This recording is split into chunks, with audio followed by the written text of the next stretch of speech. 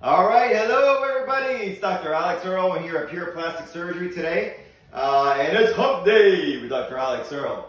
All right, so this is the time you get to spend to answer a lot of your questions. Okay, and today I'm just gonna kind of get started with a subject that's not talked about very much, kind of just to get off, kind of started, and then once we're done talking about that, of course I'll be happy to take any questions you guys may have, whether it's on this or any procedure really. I'll be happy to answer those. Okay, but for now, just to kind of kick it off here, I want to talk about something that's called a tuberous breast. Okay, some of you may have heard that term.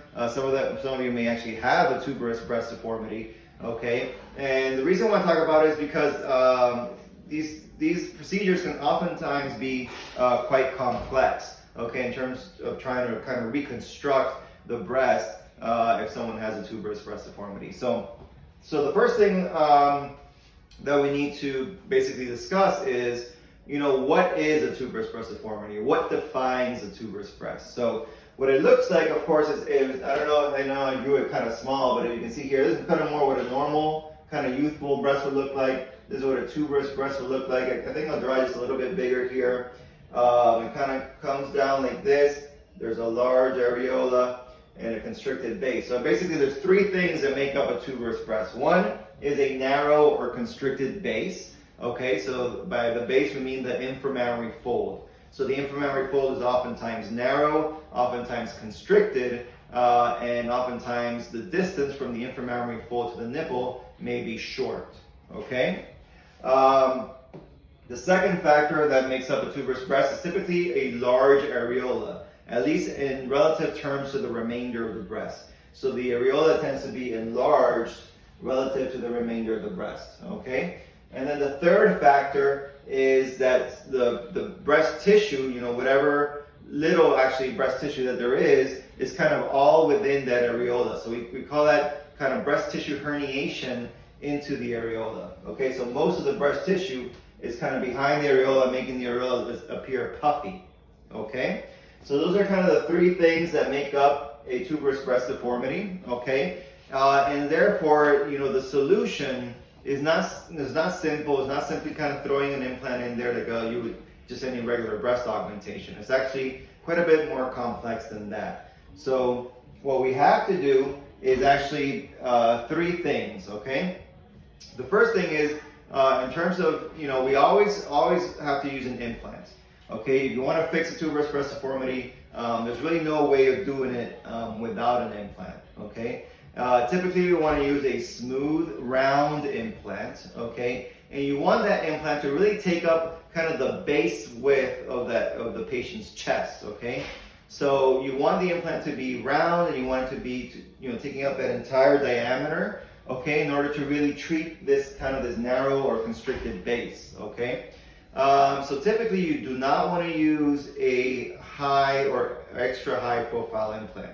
Okay, for a tuberous breast, for the most part, you're going to be using a moderate profile implant. So you want a wider base and not so much kind of projection, because the issue is that the tuberous breast already has a little bit of a cone-like shape, and so you don't want to add a cone-like kind of shaped implant to that. You want to add more of a little bit of a flat or wider implant, which is your moderate implant. Okay, so definitely going to be using an implant, and then inside, once you kind of create your pocket, what you have to do is you got to release all those bands that are making that breast, kind of tubular in nature. And so you have to do what's called radial scoring. And sometimes you got to get pretty aggressive with that. So you got to take your bovie on the inside. The bovie is a tool that we use, during surgery. And you got to take that and you got to break up all these bands all the way around. So if it was a clock, you got to go all the way around the clock, breaking up all the bands, okay, and allowing that skin to kind of spread out as opposed to keeping that kind of tube-like shape, okay?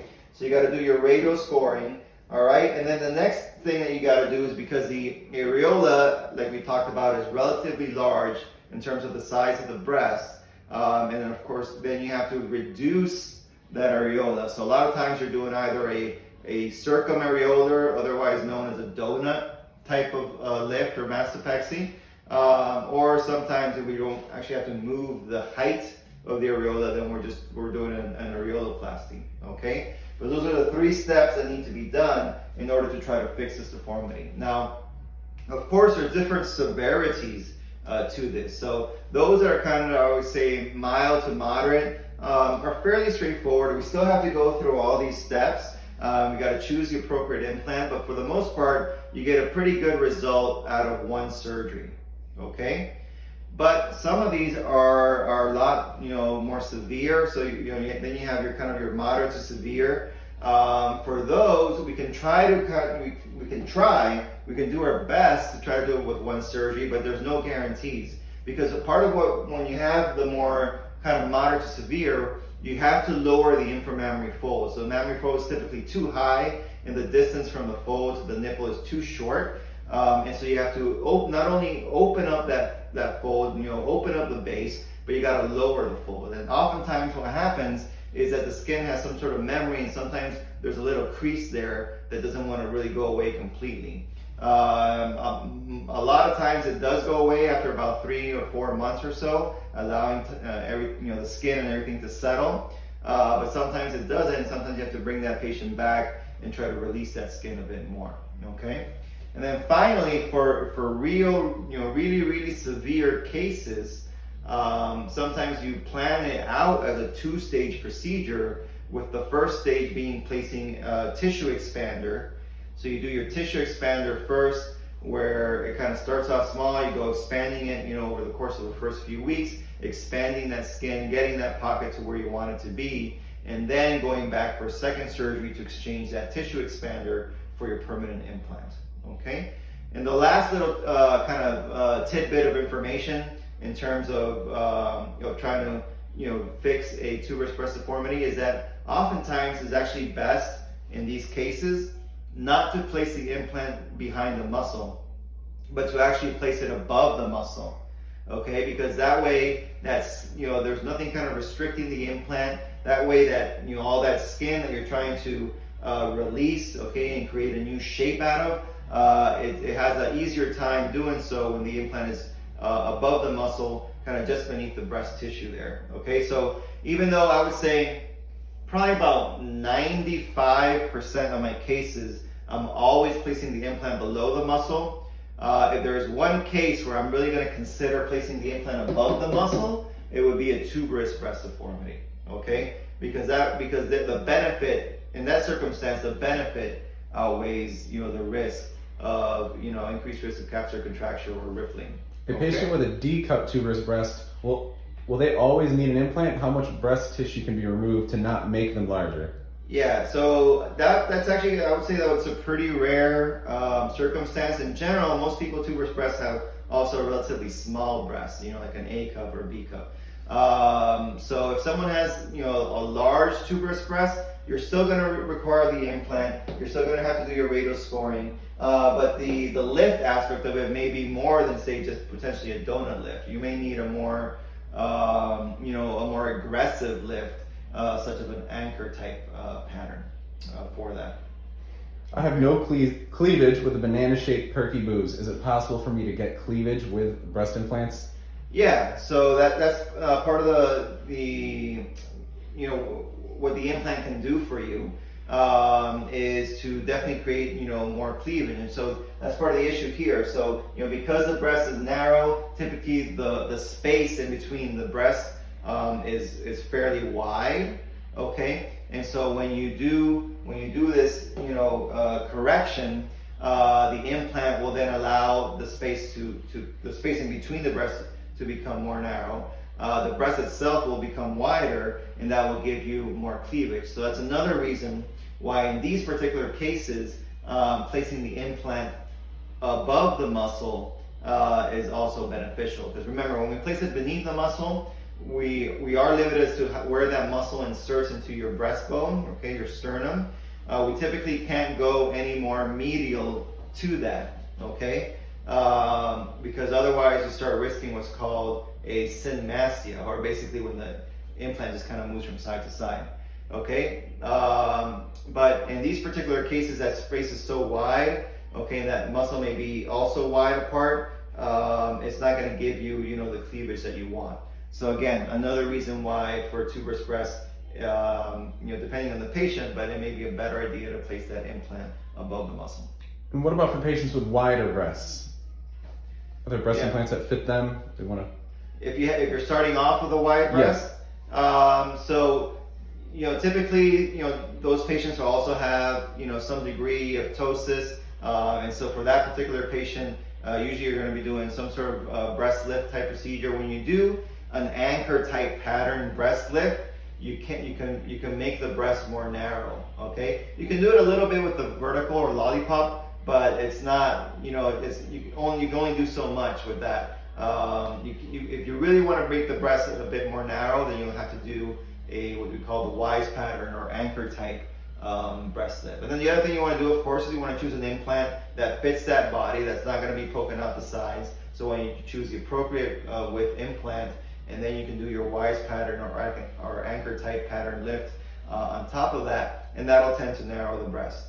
Now, keep in mind though, that when we talk about the breast, we're talking specifically about the breast gland, okay? Because a lot of times people think, that this big chunky thing over here is the breast, and that's not really the breast. That's just some, subaxillary fat, okay? So if someone has a lot of subaxillary fat, yes, that may appear the torso to be wider, it may appear that the breast is wider, but that's not the issue. And so the way to deal with that subaxillary fat sometimes can be liposuction, okay? If it's just mostly fat, but the skin is relatively good quality. Or sometimes you may have to do a direct excision of that fat. And if you do that, then you're extending the scar from the breast. You typically extend it from the inframammary fold out towards the side and then towards the back, okay, to get rid of that subaxillary fat and excess skin. Thank you. One more question. I've had a cyst removed in the past from one of my breasts. Will that stop me from getting breast implants? No, and especially if it's a benign cyst, that's not a problem. So one of the things that we check for any patient that's over 40 is a mammogram. So anyone who's having breast surgery for whatever reason, 40 or above, needs to get a mammogram, okay? And that mammogram may show cysts, it may show benign lesions like a fibroadenoma, and that's okay. We can proceed with surgery. If the mammogram shows something where they call it suspicious, then that has to be worked up, meaning that most likely it's going to require, usually it's typically followed up by an MRI, and when it's still suspicious, it's followed up by a biopsy, and then it depends on what that biopsy shows. So if the biopsy ultimately shows something that's benign, then okay, it's been worked up. We know that it's not, cancerous, and that we can proceed with surgery. Of course, if the biopsy shows that it is a precancerous or cancerous lesion, then we do not proceed with surgery. Then you have to see a dedicated breast surgeon, okay, to then determine what the next step would be, which could, there's a few options. It can be a lumpectomy radiation, potentially chemo, potentially mastectomy, depending on how aggressive the cancer is and how big the tumor is. Can a lift be done with an under the breast scar with no lollipop? Can a lift be done just under the breast, so just around the areola and just under the breast? I've seen it done. It's not very popular, so I don't do it. I think for the most part, if you really want to reduce that breast, you really want to do a fairly aggressive lift, and like we said before, narrow the breast a bit, then you are going to need that vertical portion of the incision as well. So, all right, I think we can, let's erase this for a second.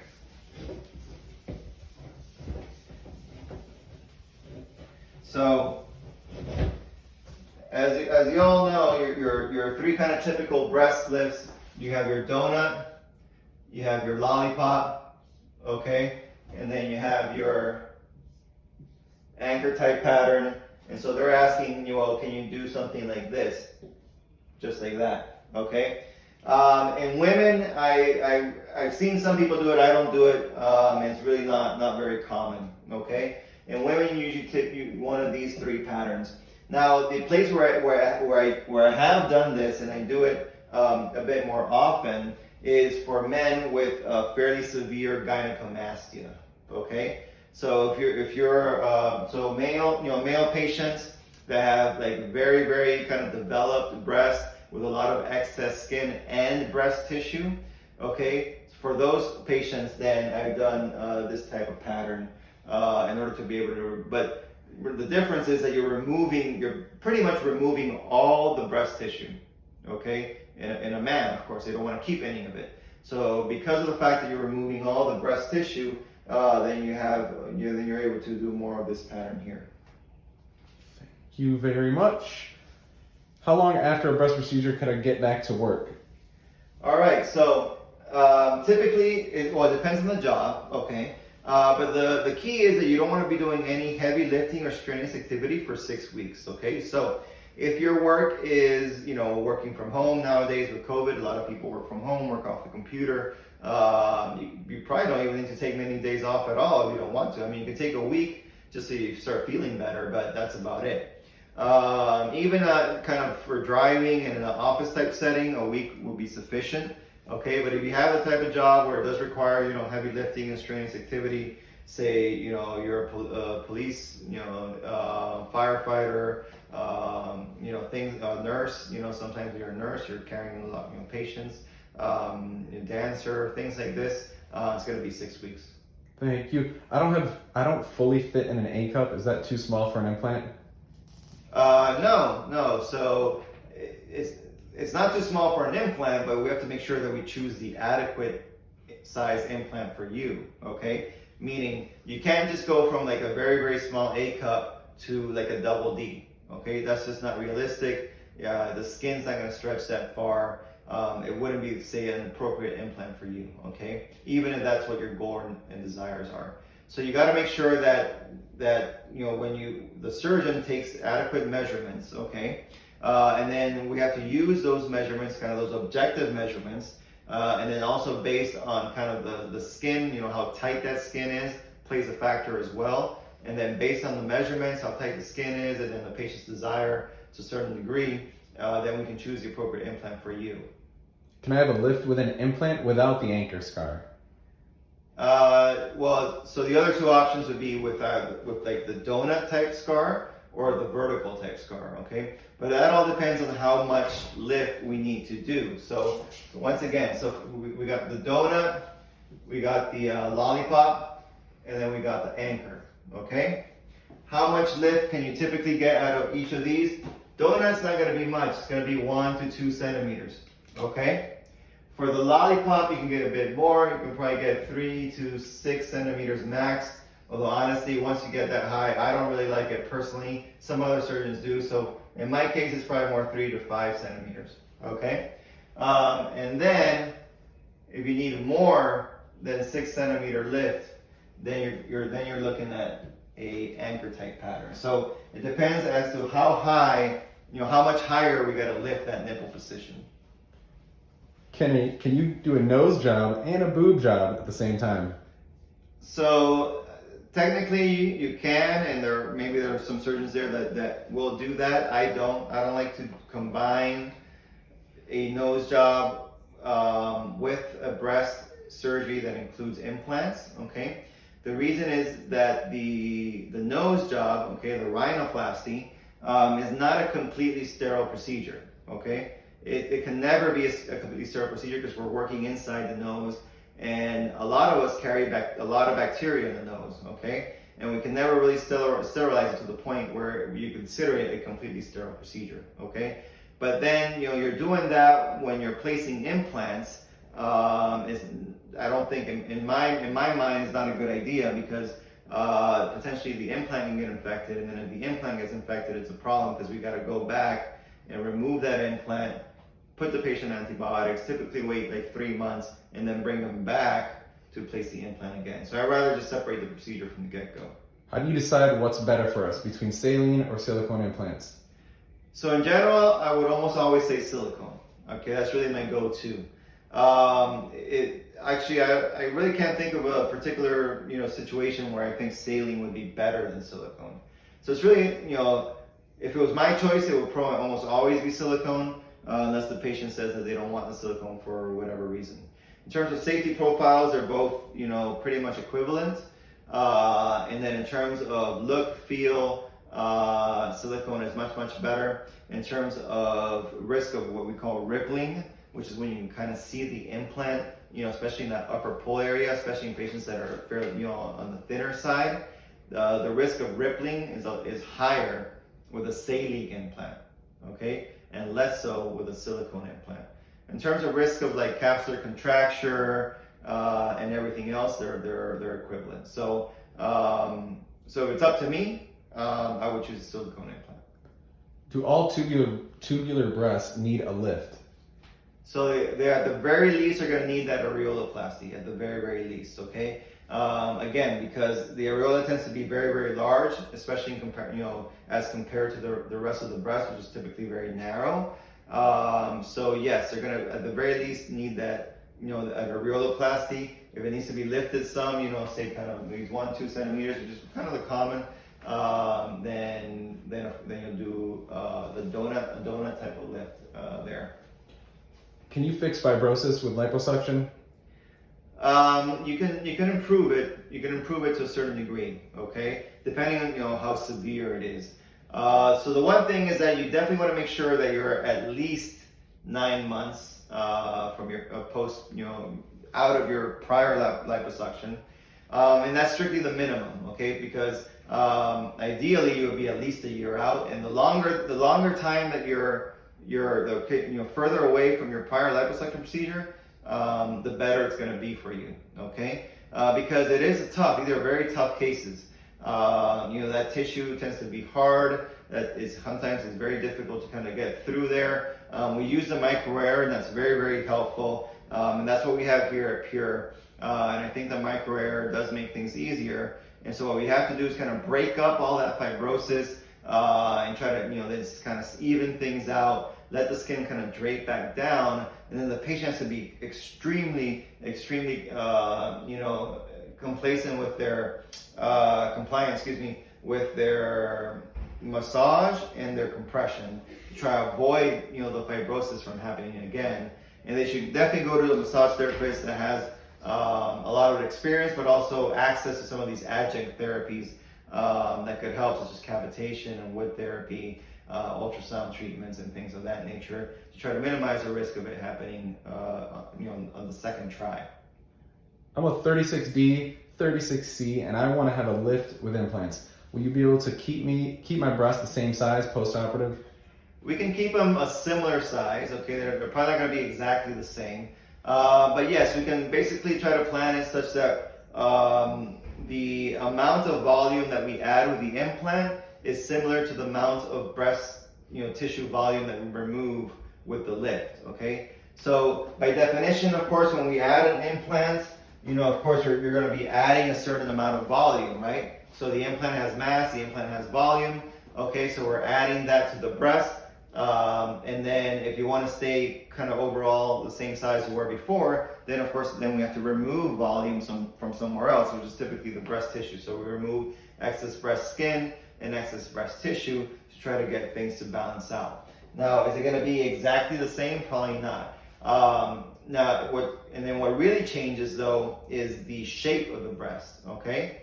And so because the shape of the breast changes so much, the way that it fits in a bra can be quite different, and it doesn't necessarily mean you may or may not be changing the size of the bra, okay?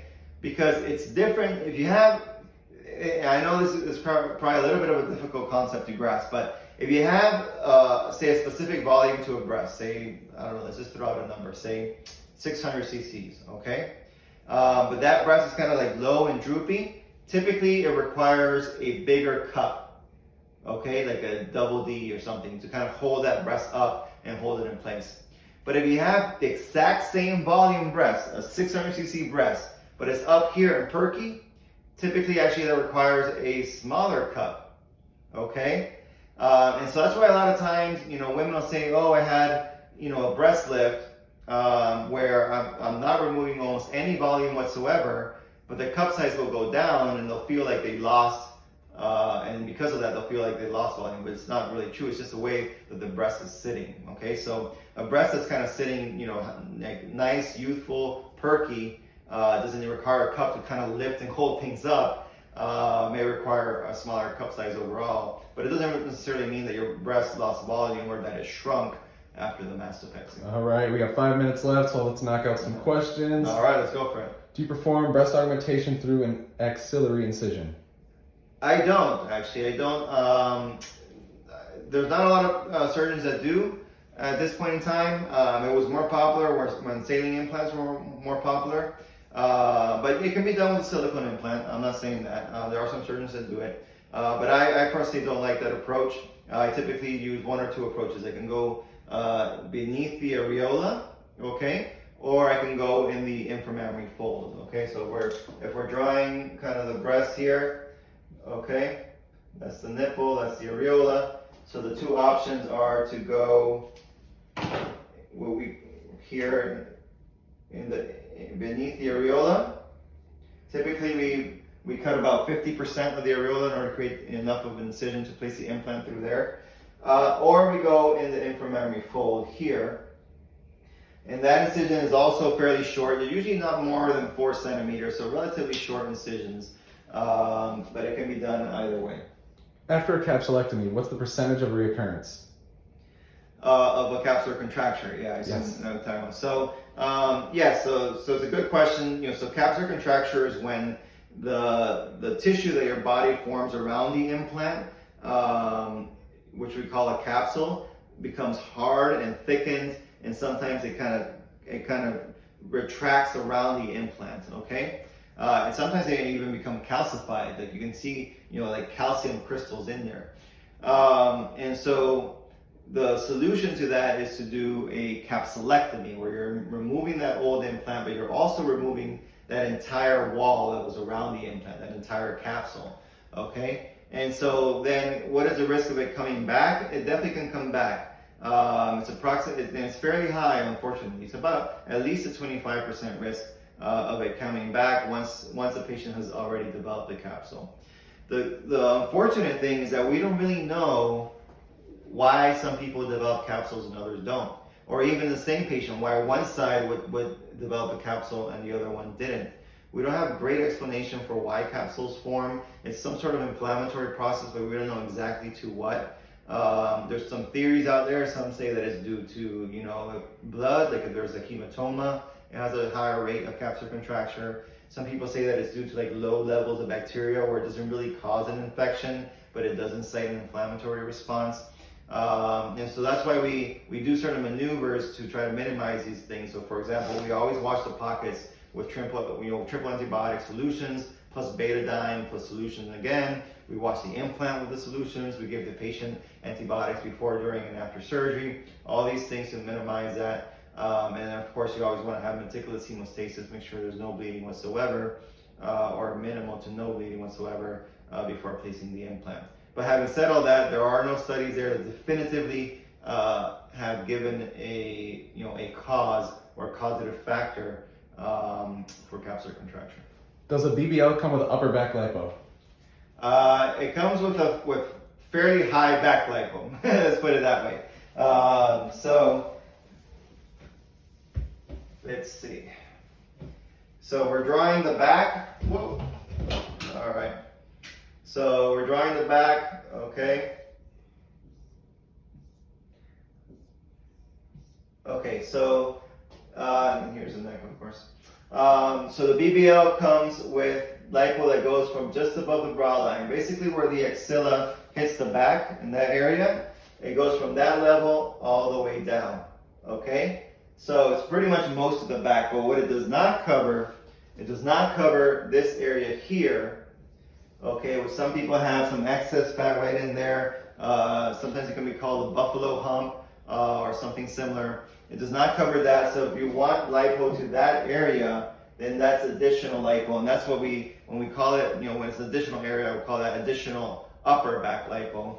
Okay, but just the baseline goes fairly high up. Okay, it really does pretty much most of the back. How soon can you get a tummy tuck after a myomectomy? So you just have to heal from the myomectomy. Typically, most patients are doing well and healed by 2 months, and if you want to be kind of give yourself a little extra time, a little extra safe, then I would say by 3 months after your myomectomy. Thank you. So for the last question, I know you gotta go soon. Should I wait to get breast implants after I have kids, or does it matter? Yeah, I mean, if you can, it makes sense. I mean, but at the same time, a lot of women, like to have breast implants when they're relatively young, so it's not unusual for someone to have breast augmentation at the age of 18 or 19. But your breast, I mean, I guess you just have to be informed. What you have to know is that, once you become pregnant and you go through your pregnancy, okay, and then of course after that, plus minus breastfeeding, your breasts are going to change, okay? They're going to change for sure. And so then it's quite possible that you're going to need some, another procedure once you're done having kids, okay? You're probably going to need an implant exchange and a lift is the most common. Because what happens is that as the breast kind of swells and then comes down, with all the hormones and the milk production and everything else, it kind of gets stretched out. And so then it starts to kind of hang over the implant. The implant stays where it's supposed to be. The breast kind of got stretched out, came back, and now it's droopy over the implant. And so then in order to improve the breast again, you have to go in, remove the old implant, place a new one, and do a lift. Thank you very much. All right. Okay, everybody. So I hope this was pretty informative for all of you here today. And of course, we will continue with our hump days, but I just want to remind everyone that we have a lot of these videos on YouTube, okay? And we have a lot of the hump days on there. We've also broken it down into like FAQs, like frequently asked questions. So if you need like a quick little video, sometimes you can find that there as well. There's a lot of information, a lot of education on there. So please go to YouTube, to the Pure Plastic Surgery channel. Okay, you're going to get a lot of very valuable information, okay? But otherwise, I hope to see you all next week on Hump Day with Dr. Alex Earle. Ciao.